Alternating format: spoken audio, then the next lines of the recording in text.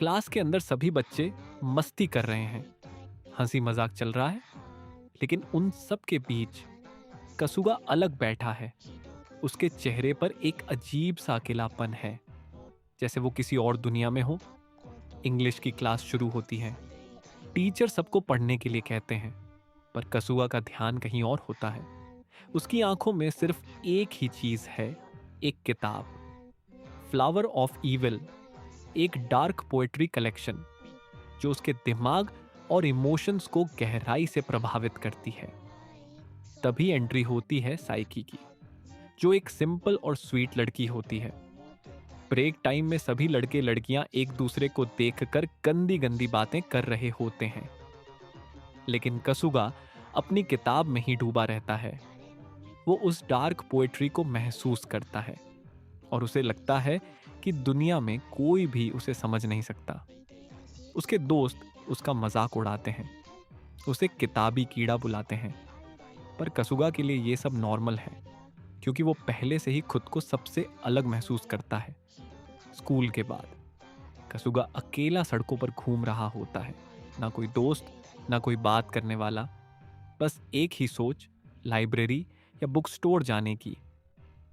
उसका अकेलापन और भी गहरा होता जा रहा है। रात का समय, घर पर फैमिली के साथ डिनर, सब नॉर्मल लगता है, लेकिन जैसे ही वो अपने कमरे में जाता है, फिर से वही किताब, वही डार्क दुनिया कसुगा साइकी को इमेजिन 人知れ करता ず है और उसके अंदर ソウル उसके に लिए 香る अजीब सी फीलिंग आने लगती है। 時軸もすがしき硬い忘られてよすがらかけてひそやかに訓ずる香炉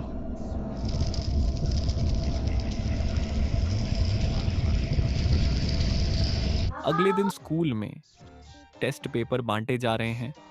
साइकी के मार्क्स 98, बिल्कुल परफेक्ट उसकी तरह, और कसुगा के मार्क्स अच्छे हैं पर परफेक्ट नहीं।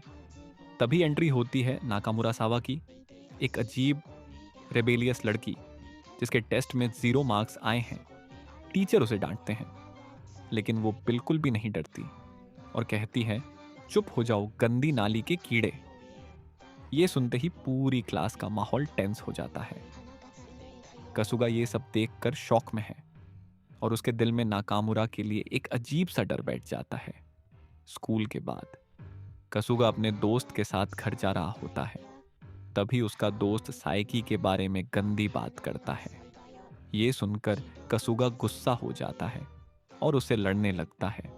तब उसका दोस्त समझ जाता है कि कसुगा साइकी को पसंद करता है, लेकिन अचानक कसुगा को याद आता है उसकी किताब क्लासरूम में रह गई है और वो उसे लेने के लिए वापस स्कूल जाता है। खाली क्लासरूम, चारों तरफ सन्नाटा।